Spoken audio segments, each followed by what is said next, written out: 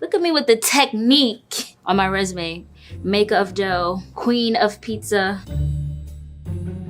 Hi, I'm Frank. I'm a professional chef from the Institute of Culinary Education, and this is a $183 pizza. Hi, I'm Bianca. I'm a home cook, and these are my $17 pizza ingredients.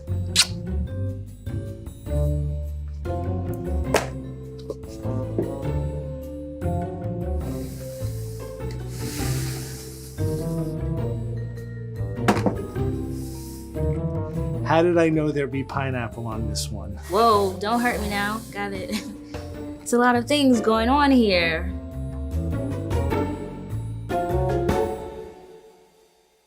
This is a pizza.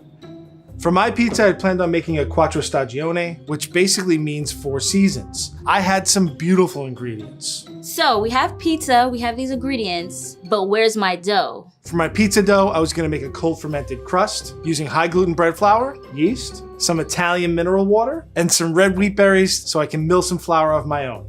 These like peppers or tomatoes? Something red. For my sauce, I had some whole peeled tomatoes that I jarred myself. A very nice extra virgin olive oil, basil, and some garlic. These are apricots? No, sorry, cut that. 4 special ingredients that represent 4 seasons. Prosciutto di Parma, fresh baby artichokes, royal trumpet and chanterelle mushrooms, and fresh basil. This is a very interesting pizza. It was gonna be spectacular. This pizza was gonna blow your mind. Bianca, this is not an easy challenge, but you got this. I'm cool, I'm down for the challenge. With Bianca's recipe, I have simple ingredients. Things you'd be more likely to find in your pantry in a local grocery store. Store-bought pizza dough, marinara sauce, red onion, black forest ham, fresh basil, mozzarella, pepperoncinis, and pineapple. Bianca's ingredients may be simple, but I think with my chef skills, I can make them better. If I had to guess, this would probably cost about 10 bucks. $17? How expensive are pineapples nowadays? So if I had to guess, this probably costs around, I'm gonna say 80 bucks. $183, Chef Frank, really? But you know, I'm gonna follow your lead. I am the grasshopper. All right, we're kicking it off with the Quattro Stagioni 4 Seasons pizza. Not sure what that is. A quattro stagioni pie isn't something that Americans really know a lot about, but it's something you'll see in Italy quite often, and it's delicious. It's kind of got a little bit of all the flavors of every season. These are Chef Frank's ingredients, and as you can see, it's no recipe, there's no nothing. Not okay, Frank. Homemade dough with biga. Hopefully I'm saying it right. I'm not really sure what that is. Bianca needs to make her own pizza dough. The dough I was planning to make is cold fermented, which basically means we're gonna ferment it one time, we're gonna shape it and put it in the fridge overnight. Making this pizza dough takes a little bit of time and patience and effort. SOS, definitely we need Rose to the rescue. Hey, Bianca. Hey, Rose. So what are you making today? We're doing homemade dough with biga. What is biga? Biga. The biga is the very first thing you're going to do before you start your dough, because it's an ingredient you're going to use to make the full dough afterwards. All you're going to do is take equal parts flour and water with just a little bit of yeast. Just mix it till it comes together. It's going to be pretty shaggy looking. Let it rest as long as you can. Got it. So I also have these wheat berries here, Rose. You're gonna take the wheat berries and you're gonna add them to the hopper on a mill. Flour's gonna shoot out a spout. It's delicious. Now, how do we make this dough? You're just gonna take flour, water, yeast, a little bit of olive oil, salt, and then you're gonna take the biga and add it to that, and you're gonna mix everything together, and you're going to let it ferment, or prove, as we say. You're gonna be so good, Bianca. Yay! Thanks for the vote of confidence. A lot to do, but I am ready to go. Let's start with the dough. Kicking it off with the biga. We got some organic flour, mineral water from the lakes of Italia, and yeast. Boom. Now we're just gonna stir. Bianca's recipe expected me to make this on a pizza stone, but I have a different idea. I'm using a cast iron skillet. Chef Frank, you're making a pizza. What's your problem? Are you crazy? If you don't have a pizza stone, this is the next best thing. I am personally a big fan of grandma pies. It's a square pie, has a crispy kind of oily crust cooked in a pan. I think I'm kind of getting there. Like, I am leveling up, and I'm going to cover it with some saran wrap And now let our biga sit. Bianca gave me a store-bought pizza dough, and there's no shame in this. I've used it many times, but the way that we treat this and work with it, we can make it a little bit better. Olive oil, just enough to coat the bottom of the pan. So we're gonna be milling flour. So here we have some wheat berries. So I've been told this is gonna be a little loud. And then I'm just gonna take my dough and I'm just gonna turn it out into my pan. Get a little of that oil on your hands, and we're just gonna press the dough, kind of stretch it as far out to the sides as you can, and it's gonna keep on bouncing back. We wanna make sure we don't stick our fingers through the dough either. It still hasn't reached all the edges, but that's okay. What we're gonna do now is we're gonna cover with a little saran wrap. Let it sit for about an hour, and then we'll come back to it. Okay, that was very loud. All right, so we're passing it through the sieves. Chef Frank, you told me we were making pizza. You did not say we was gonna be in the gym tonight. All right, so the flour is milled, and now I'm ready to make my own dough.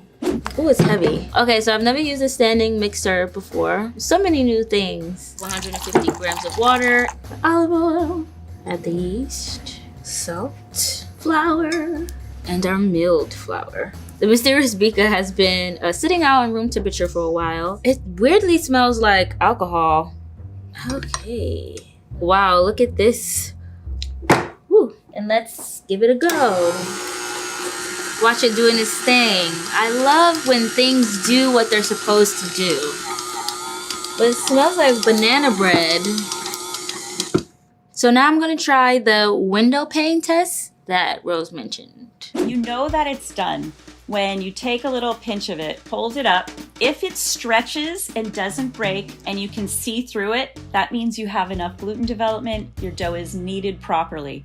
So we see the light through the dough. Do I see the light? Do you see the light? This is good enough for me. Before we put it in the bowl, we want to add a little olive oil so it doesn't stick. I think my dough is ready to rest. Bianca will know the dough is done. When she opens it up, it'll have kind of like a slightly beer-like smell to it. We'll see some bubbles underneath the surface, and the dough should be slightly soft. It shouldn't be really firm, because when she flattens it out and rolls it out, we don't want it to be too tight so that every time she stretches it, it springs back. Now we're gonna... Nope. Okay, so we're just gonna like nicely just take it out. Smells good. But now we're gonna slice the dough in half. So we got our 2 halves of dough. I think this is good. Another slap for good luck. Pouring the olive oil on the pan. Gonna pop these into the fridge. I'll be RB. Bianca gave me a jarred tomato sauce. It says fresh garlic.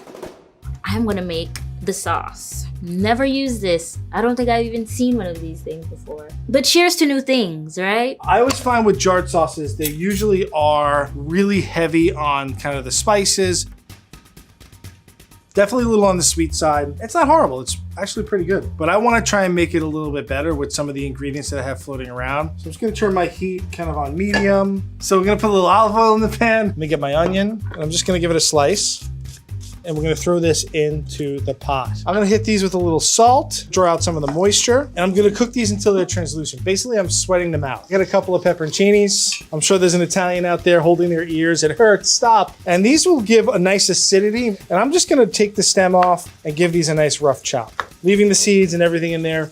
The seeds in these peppers are really soft, so I'm not too worried about them. There's not a lot of heat here. It's more for like that vinegary, acidic flavor. I'm just looking to see that the onions start to go translucent. Right now, they're still pretty firm. I want them to start getting a little soft. So that's why we added the salt. It's gonna draw some of the moisture out. Some tomatoes that actually Frank sent over. So I'm gonna be putting the tomatoes into the food mill. All right, so we're gonna start by... Frank has to put it in some work today. Okay. Actually, I need to take a break. Yeah, I'm gonna take the sauce and it's going in. It's gonna splatter, so be careful. This isn't gonna cook for long. Salt, give it a nice grating of black pepper, fresh cracked. Don't use that dry stuff in the jar, it's dead. We really don't need them to be super reduced. So we're pretty much done. We're gonna get all this luscious tomato, some garlic, some salt, pepper. Go crazy with the pepper, okay? Flavor is love. And now the last thing we want to do is I'm going to shut my heat off. and I'm gonna get some really nice pieces of basil in there, right? Tear the leaves in half and put a fair amount in there. Basil's gonna give us this beautiful herbal note. I like to go a little overboard with the basil here just to make this taste like we made it fresh. The basil infusing with the garlic. I'm not even cooking the basil. I'm just kind of like steeping it like tea. Already better.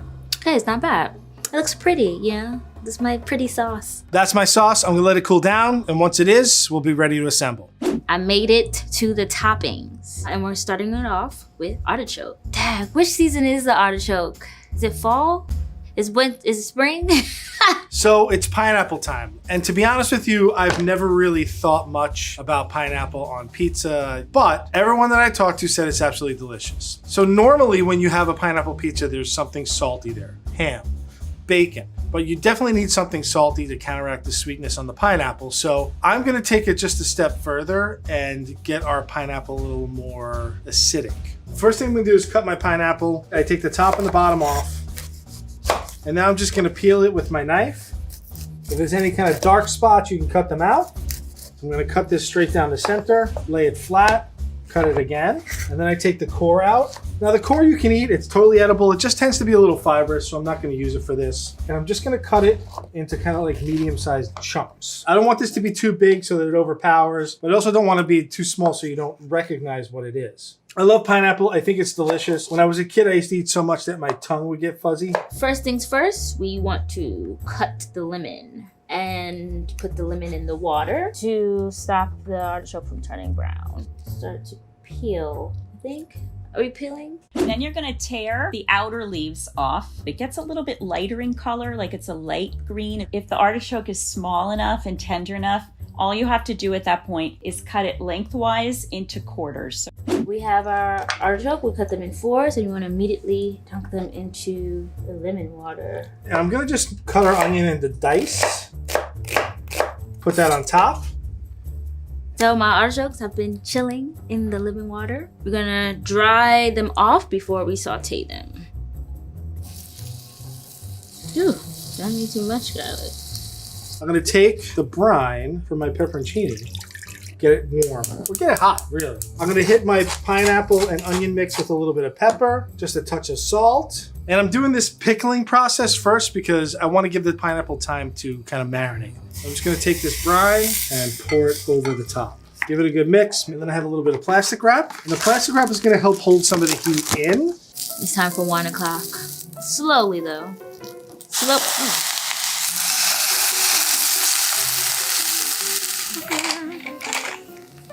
Dang, I'm gonna add too much salt. I think my artichokes are done. Bianca 1, pizza 0. Bianca sent me some Black Forest ham. It's a smoky deli ham. I'm gonna take this ham, I'm gonna put it in the oven and let it dry out so it gets crispy. And then I'm gonna crumble it on top. This is gonna give us a little more of a salty pop. It concentrates the flavor of the ham, and it'll give us a little bit of crispiness. But I feel like having the sheet tray there helps heat it up all the way through. We're not just getting heat from the bottom, we're getting heat from everywhere to dry this. I'm gonna put this in the oven, 300, 325, until it's crisp. Topping 2, mushrooms, trumpet, and chanterelle. Ooh, I love how this knife cuts. Bianca, for the mushrooms, I want you to saute them until they're nice and brown. This is one of the things that people don't do with mushrooms. They'll throw them all into a pot and they bubble away and they kind of boil and then they get brown. You're gonna put in some oil. We're gonna start the mushrooms browning and then we'll throw our shallots in. We'll throw our butter and thyme in just to kind of give it the flavor at the end. Oh, this smells awesome. Some pepper. This is looking delectable, sensational. Topping 2. So we're back with our dough. It has rested in the pan. It's kind of gone nice and soft. When you bake pizza in a pan like this, a lot of times if you don't par-bake it, the crust doesn't get crispy on the bottom before the toppings are really dark. All I'm gonna do is take a little bit of this oil here, get it on my hands. I'm not gonna push it down really hard, gently ease it to the side of the pan. I want to leave any of the bubbles there that we got. You can see I got a bubble there, I got a bubble there. You can see now, because we let it rest at room temperature in the pan, it's holding really nice and tight to the sides. I take a little bit of my sauce, and I'm not gonna go crazy with the sauce here. I'm gonna go almost up to the edge. The sauce will kind of like hold this down a little, not so much to make it like chewy, and the crust will puff up a little more if there's no sauce on it. I have my oven on at about 420. We're gonna throw it in there, 7 to 10 minutes. Stop bugging me about the times. I am back with my dough that's been sitting in the fridge for quite a while. All right, Bianca, this is how you hand stretch a piece of pizza dough. I have my dough on the table, and I'm gonna liberally flour it. So I'm not gonna use a rolling pin, I'm gonna use my fingers. Go around the edge until we have kind of a lump in the middle. I'm gonna draw it out, I'm pushing down, and I'm kind of pulling the dough and opening it up. Get it on the back of your hands now. We don't want to get any pointy fingers. We're using the backs of our knuckles, but you want to try and get this as thin as possible on the backs of your knuckles. If you want to throw it in the air, you can throw it in the air. Oh no. Dang, I can't even do the knuckle trip. Come on, dough. So if you happen to get a little tear in there, Bianca, what I do is I just dust off all the flour. And I'm gonna just pinch it over on itself so you can patch it up. And then we can put it onto our pizza peel, sauce it, top it, throw it in the oven. Look at me with the technique on my resume. Maker of dough, queen of pizza. I feel a little tingle in my chef sense that my part-cooked dough is ready to go. Look at that. Oh my goodness. So you can see that my dough is cooked, right? Because when I push down on it, it bounces back. If it wasn't done, I push down on it, it would leave a dent, but it doesn't have a ton of color on the bottom yet. I took it out so that when I want to finish cooking this pizza, I can throw the pan in the oven with a little more oil, get it really hot, and when I put that pizza in there, I'm gonna get a beautiful brown crispy crust. All about timing. I have all my ingredients. Let's do it. That feels right. So this is our ham garnish. It looks a little dark, so let me taste a piece. It's super crispy, but it's not burnt, and that's what I want. I want it to be super crispy. I think it's right on the money. Ooh. For the mozzarella, kind of like evenly distribute the cheese as much as possible. Most people don't realize there's a right way and a wrong way to grate cheese, and I'm going to show you the right way. So we have our mozzarella. Our mozzarella should be chilled. We want to make sure that it doesn't fly all over the place. Make sure you do it onto a tray or into a plate. You lay it down and you push. This way you're using less muscles. You're using your body more efficiently to grate this cheese. Anything else is unacceptable. If there's any big pieces, those are your snack pieces. That's our grated mozz. Let's get our pizza. This pizza looks awesome. It's nice and airy. I can tell that it's gonna get crispy. Look at all those nice bubbles. I'm gonna put a little more sauce on. Not a ton. Just hit those dry spots right there. We'll get our mozzarella. Don't be stingy with the mozzarella. Try and go all the way out to the edges. Time to make our 4-season quadrants. So first, we're gonna start off with the artichoke, which I believe represents fall. God damn it. Which I believe represents spring. So these guys are pretty big, so we don't want to use too many of them.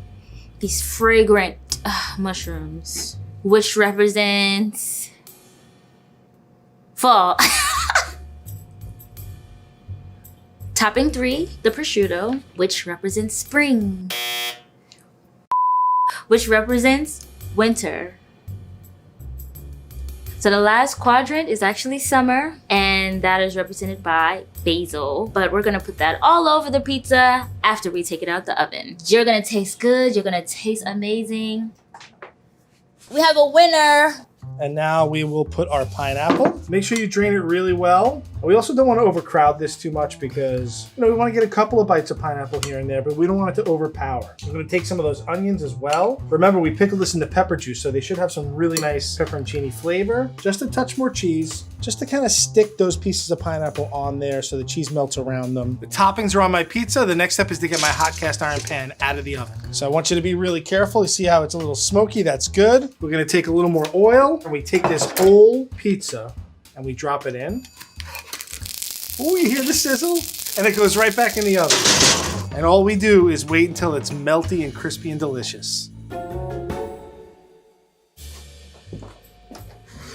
Okay, Frank, don't kill me, but I had to just make a little addition and add some more Parmesan cheese. And now for the basil. I'm gonna drizzle a little bit of olive oil. So here we have it, guys. Chef Frank's 4-season pizza. I'm impressed. Oh yeah. Look at that. Let's flop it out onto our board. Look at how beautiful it is. Our crust is super brown and crispy on the bottom. Cheese is all melty. We want to wait before we cut it. We want to let it cool just a little because if we cut it right now, all this topping just kind of slides off. But we still have to add the rest of our toppings. So I'm going to take some of that ham, just going to break it up, and that's going to be our nice salty component, okay? A little bit of basil, just tear our leaves. Don't go too crazy, just like nice little splashes of green there. And then a little bit of olive oil on top. All we got to do is wait for it to cool just a little, and then we can serve a slice. Look at that. That is Instagram worthy.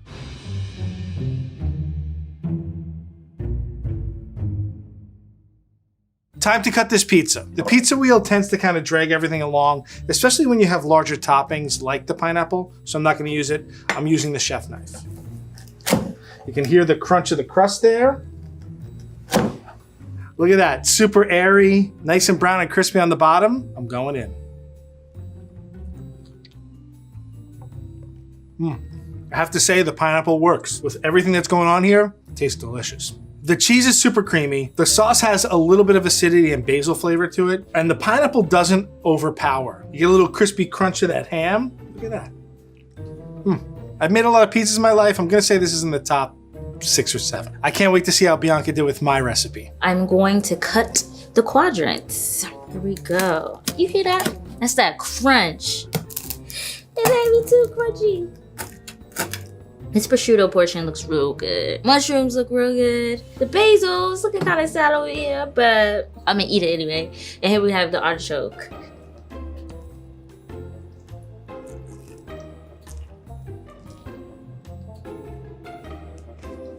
That's how you know it's good because I'm quiet. I think my favorite is between the prosciutto and the mushrooms. Like, I don't even think I can decide. But the shallots and the mushrooms, perfection, sensational. So I'm wondering what Frank did with my pineapple pizza. Hey Frank, how goes it? Hi Bianca, how's everything? How'd it go? You had me here for hours on end.